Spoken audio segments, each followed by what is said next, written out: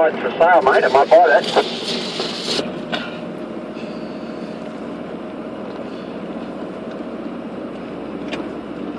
Yep, well, it's all going on in Coolgardie.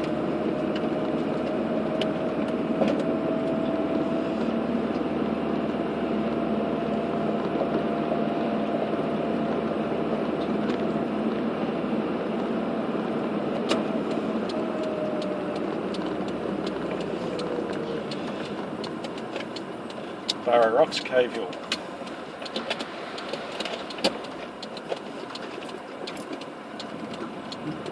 First touch, mate.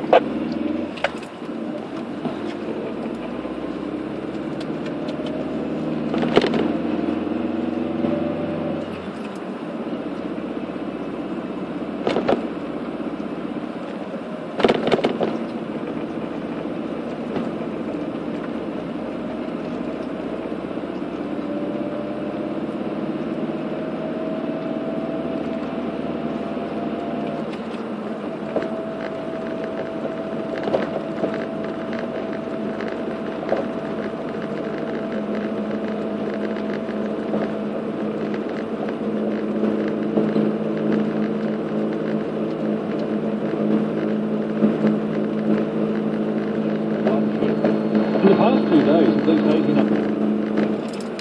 Say, we don't feel, we stuff that, we ignore it.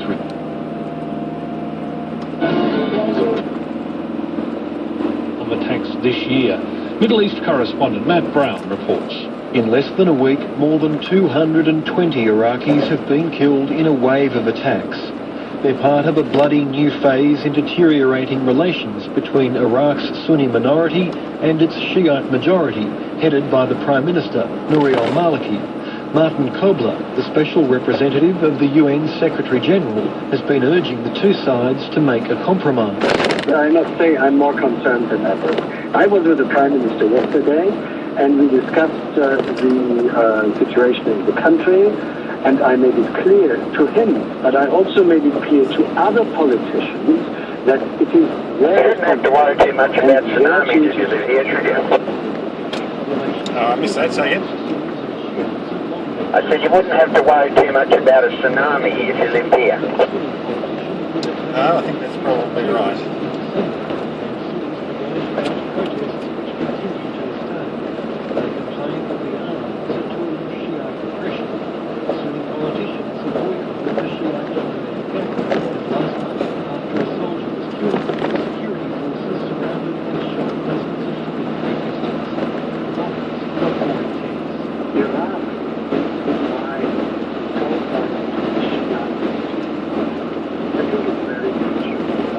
situation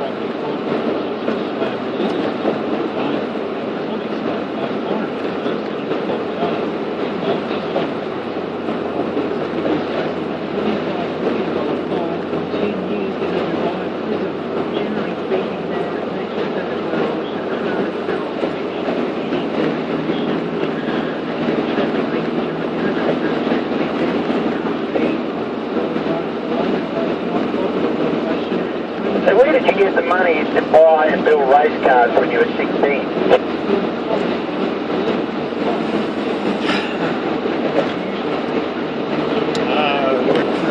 Weekends and after school at the service station, fixing cars. In Campbell. Yep.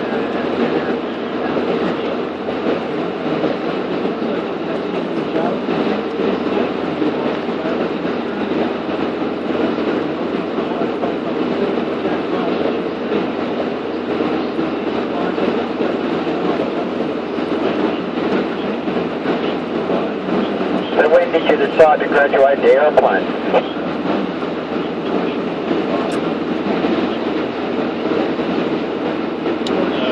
Flying or building?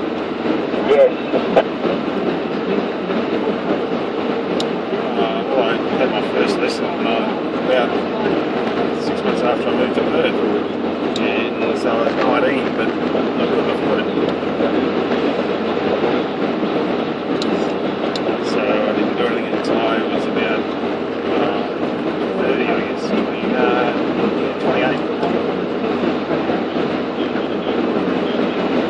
So you learned to fly then, and then what did you do? Did you buy an aeroplane? Colin had one, so I used to fly around in his, but I was thinking about buying one, I couldn't really justify it, but I saw a glasshead, old bloody helmets in Bunbury one day, and he flew in there, and I said, that's a great looking aeroplane, I want one of them. So I worked out what it was, and besides homemade one, you can make one yourself. I said, good idea. Where's helmet?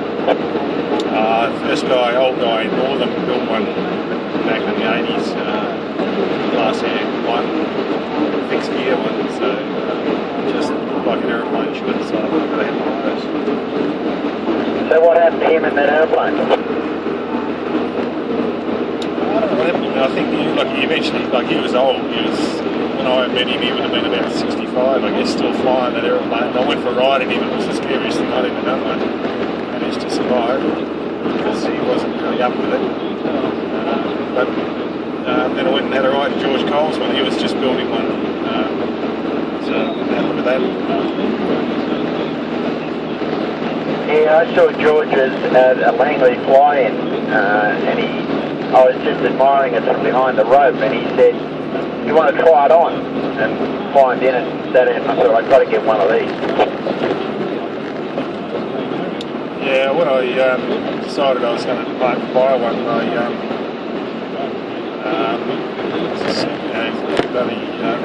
rang the factory, and they said, oh, there's a couple around, here's the guy, George Coolgardie, they gave me his number.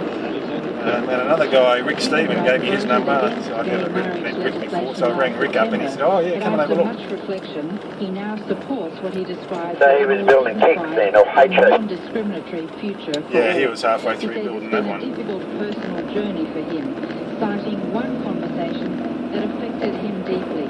A few weeks ago in Canberra, he had coffee with a former political staffer.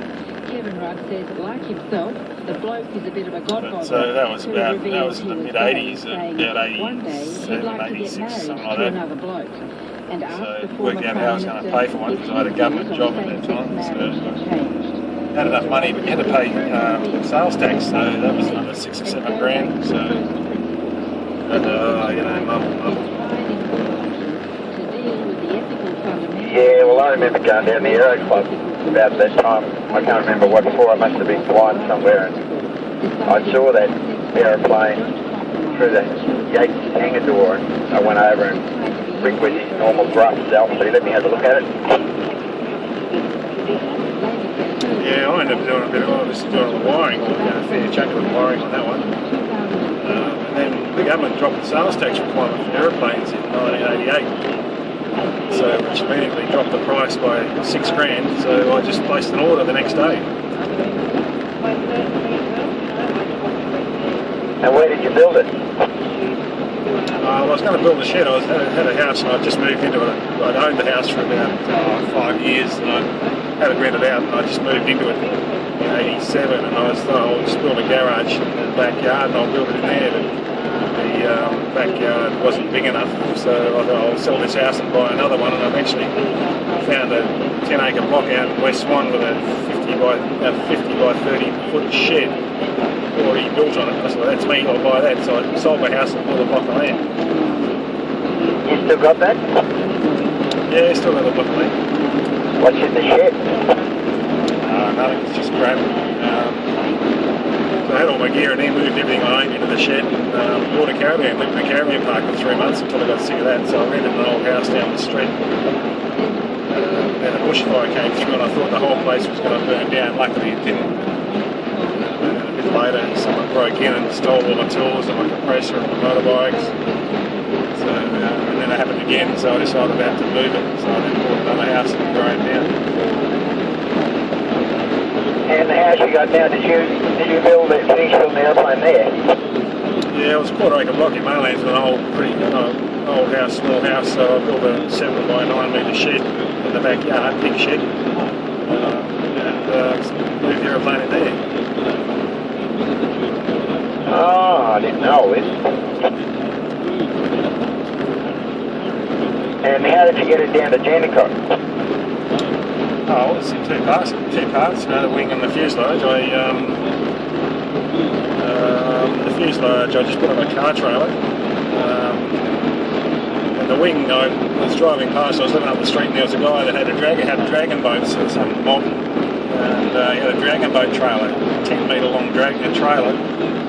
So I dropped in and said, can I hire your trailer for the weekend? He said, what do you want to do with it? I said, I can move my aeroplane. He said, okay. So I borrowed his trailer, he didn't charge me any rent for it, 10 metres long, so longer than the wing. Put the wing on it, took it down, actually took it down to the paint shop in Canningvale, painted it there, and then took it to the airport the next day. And did you have the fuselage painted at Canningvale as well? Yeah, 2 weekends. It was all ready. Rick had spent a couple of weeks in my place full time getting it all ready for paint. And when it was ready, it was all stripped out. There was nothing in it. And just I organised with Sam, Rick's mate, to take it down to his paint shop and put it in his spray booth. Did the fuselage one weekend, took it down there on a Saturday morning, painted it. Finished it off on the Sunday and took that part to the airport, and then did the same thing, did the wing the next weekend. Took it down on the Saturday, painted it, put it in the spray booth, and then on the Sunday took it to the airport. Pretty good.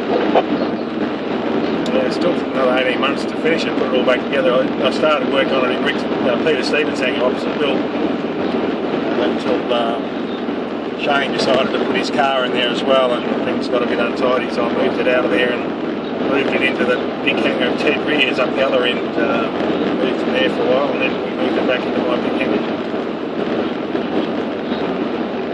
And you flew it first? What's that? Did you fly it first flight?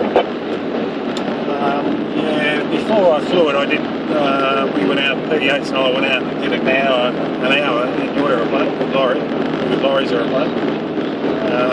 So I'd done about an hour and did a couple of circuits, and then Yatesy and I went up first flight. How'd it go? Perfect. Best landing I ever did in it.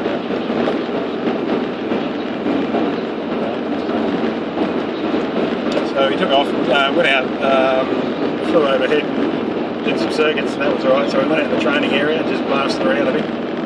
I was doing all the flying, Yatesy was just sitting there sort of writing numbers down and just there in case things turned to rubbish. And so flying back, he said, I said, do you want to have a bit of a fly? So he said, oh yeah. So we grabbed hold of it and we're flying along. We gave it a bit of a roll to the left, a roll to the right, nose up, nose down a bit. He said, oh, air flies really smooth and nice.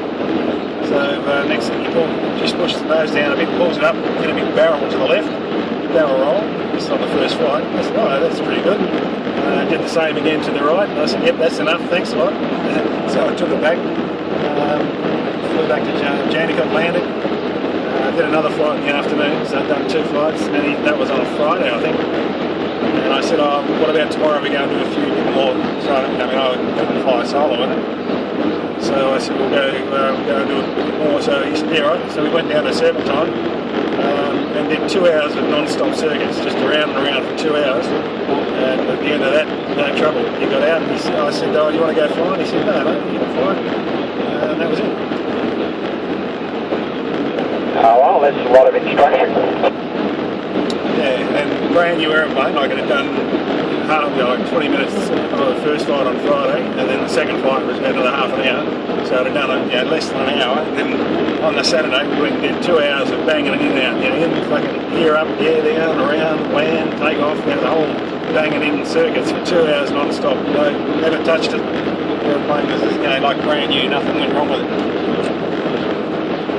I've never done circuits in my aeroplane. I've never done a touch and go. No, we didn't do touch and goes. I guess we were doing stop, backtracking. They weren't touch and goes, and you wouldn't do it. Yeah, but you get behind the drag curve or something, Laurie said. I can't remember exactly why he said not to do it.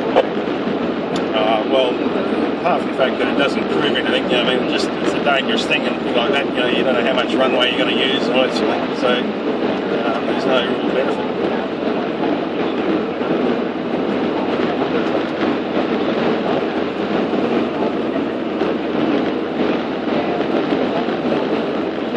Well, I went out with Laurie and I flew down to Bunbury and he took off and then he found me and he said, oh, you take over and I'll resume control for the landing. So we go down to Bunbury and he says, you got to get it back to 120 knots before you put the gear out downwind. And I had it all fucking lined up at about 500 feet. I thought he was going to take over again and he just decided that I was doing okay, so I could land it. And I was in the right-hand seat, and I landed and bent the fucking wheel. Yeah, I heard about that. Yeah, that's the problem. You need to be sitting in the proper seat and have a proper instructor so those things don't happen. Yeah, it was just a bit of, we talked about it. I was thinking one thing and he was thinking something else, and, just wasn't too good, really. That's the thing with Yachty. I mean, he did come and we did some stalls. We had to do his flight test program. So we had to go and do flight tests, some stalls and stuff. I think if you go down that road, just stand by.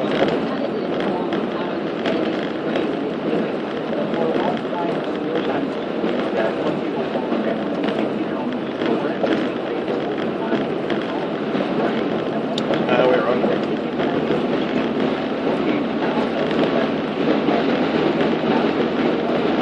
Yeah, so we went out and did all the stalls. You got to go and bloody max weight, stall, full flat, clean, all that sort of stuff. So Yates and I, we went and did all those together. And he just sat there, right, numbers down. He never touched it. One of the stalls you got to do is full power, full flat, gear down. The dirtiest stall with full power. So you're flying along and you just got to keep pulling the nose up. That's the most uncomfortable thing with full power. You feel as though you're going vertical, but you're not. You just keep holding it back until it gets slower and slower and slower, and it's just hanging on the prop. But eventually it's going to break one way or the other. And Yachty, I think we'd done about 10 hours by now. He'd sat the whole 10 hours we've ever been flying. He'd been sitting there, relaxed, doing nothing. In this one maneuver, he's sitting there and I can see he's got his hands around the stick but not hanging on to it, just waiting for something to go. And it did fall, it fell to the left but not very much. And as soon as it fell, I picked it up and he sat back and said, oh, that's all right. And that was the last thing he ever did. Yeah, well, I've never done any stalls in my aeroplane. Really nothing to it. I mean, it's like stalling a Cessna. In fact, it's better. They just sit there and do nothing. Especially in a straight ahead, normal power off stall. They just sit there and hold the stick all the way back, and obviously keep it straight with rudder. But usually it doesn't do anything. Keep the wings level with the rudder. Just sit there and you can just hold the stick back, and it'll stall. And as soon as it stalls, the nose will drop, and it only drops, like a little bit. And it starts flying again, and then it'll stall again, and you can just hold the stick back, and it'll just sit there popping in and out of the stall, and just with a little bit of rudder, just to keep it straight, and it'll just sit there forever. after Laurie and I fixed the wheel, we went out again and we had a bit better procedure, and I flew from the left-hand seat, he flew from the right, and we went down to Murray Field, and we did, I think, 3 or 4 circuits, and then he said, oh, well, just do one on your own.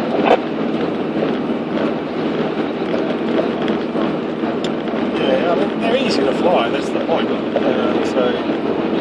And that was what I found with mine, and then, after about 50 hours, it just happens automatically. Yeah.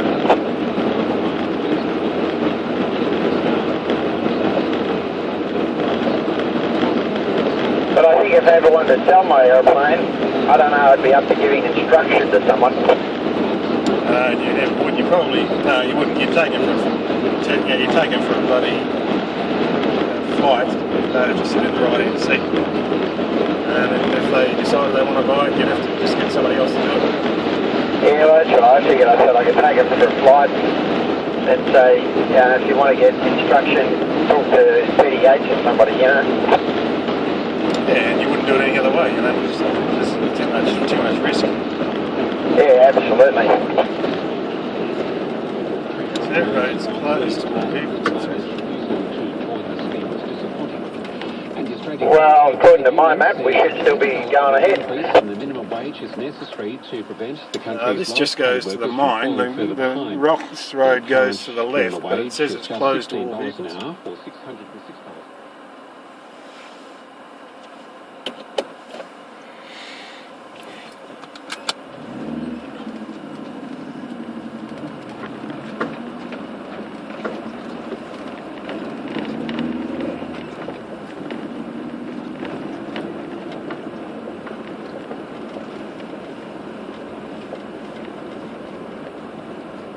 How can that be?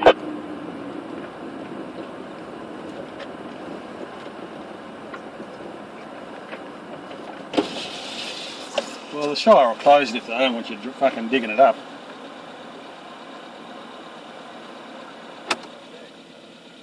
Well, we can't drive on it.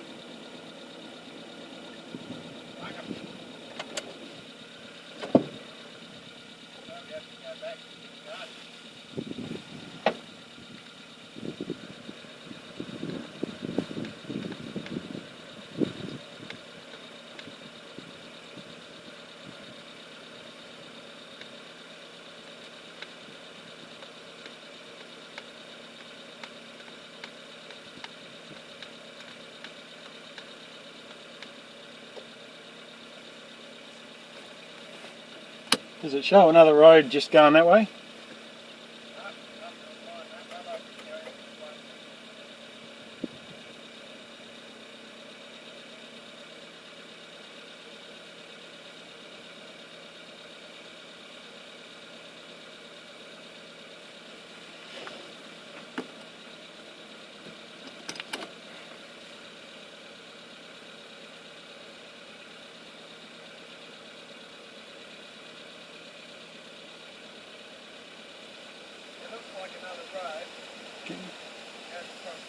Yeah, I'll show one going that way. Back, but sort of instead of going straight back, it goes that way.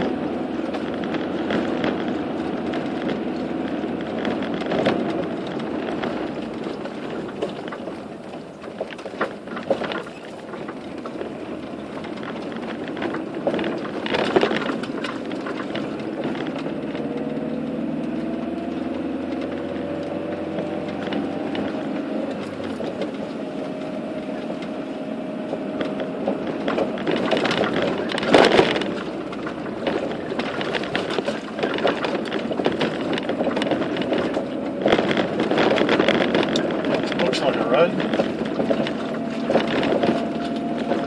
Well, according to my map, we're on the road. Yeah, that's what mine says.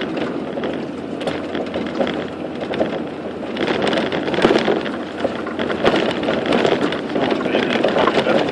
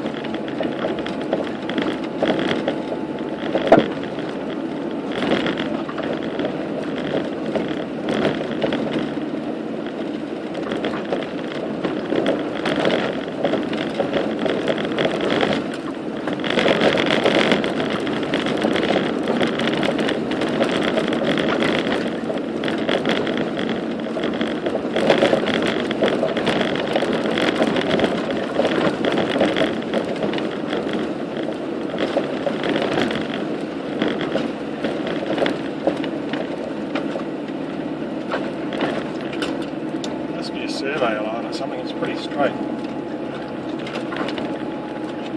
Yeah, I reckon probably that.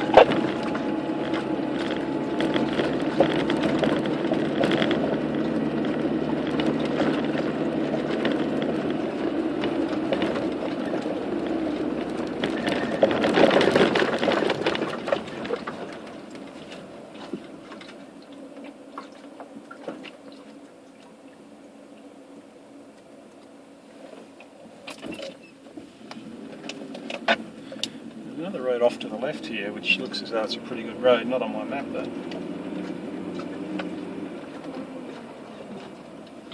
Yeah, I haven't got anything marked on mine either. But it goes a fair way. There's another one further along on the map that stops, so maybe it joins with that one. Oh yeah, I see that. You want to give it a shot? Looks pretty good, we're going to have a look. Someone's been up here.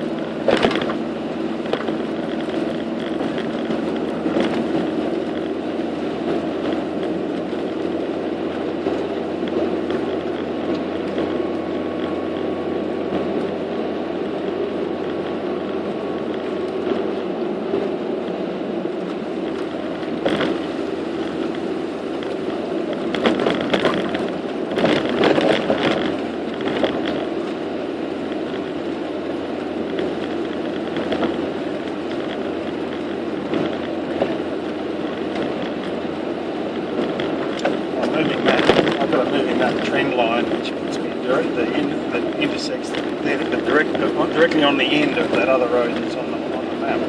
So I suspect it goes all the way through there. Yeah, mine does that too. So yeah, I think we just follow this. It'll get us to that.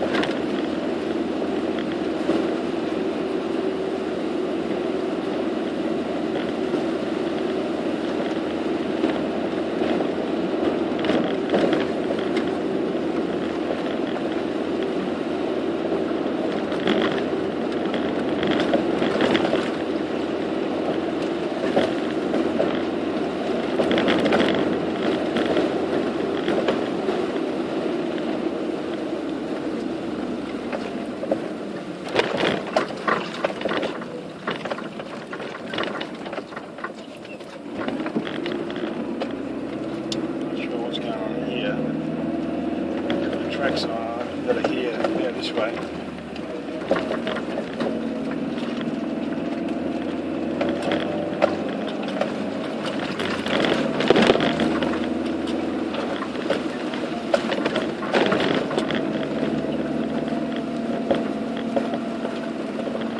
Well, according to my map, we're pretty close to the end of the other one. Yeah, so just follow it around to the right there. Yeah, I'm just following your wheel freak.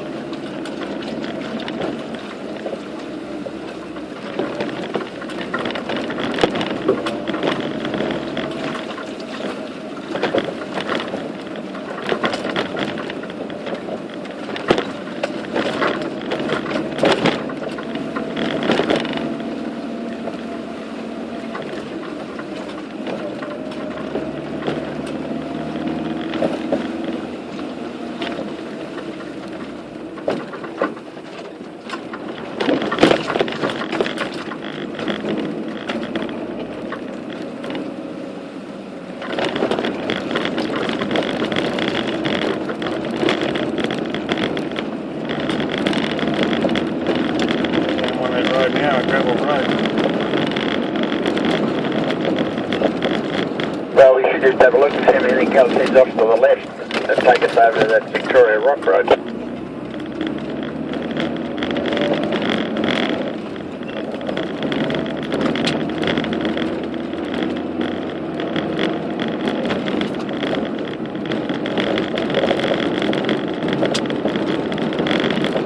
There might have been a mining operation or something there at the end of this road. Yeah.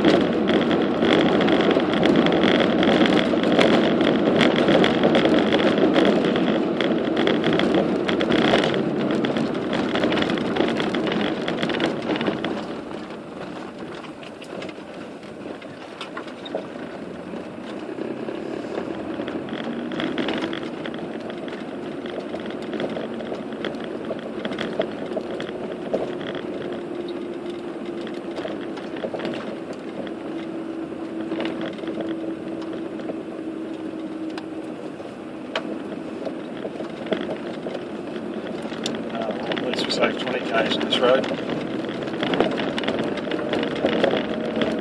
And it was an interesting diversion. Yeah.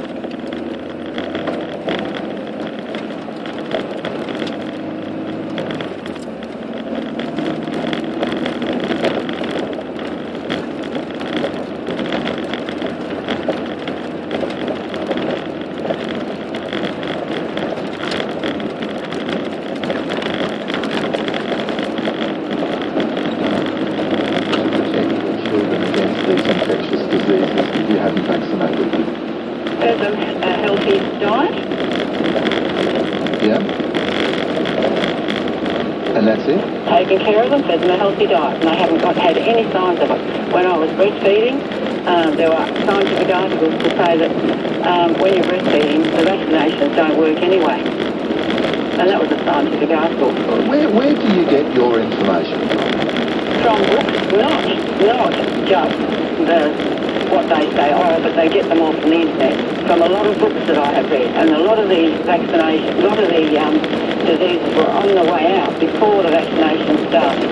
Why do you not believe when public health authorities say we think this is the safest way of ensuring the safety of your children and also controlling what were once considerable infectious diseases in this country to the point that we, don't see them in anything like the kind of number we did before? Do you accept that that's a good motivation for vaccination? No, because must be heaps of roads like that why would they be doing around here that are unmarked on maps. Well, that's right. The maps probably only got gazetted roads on.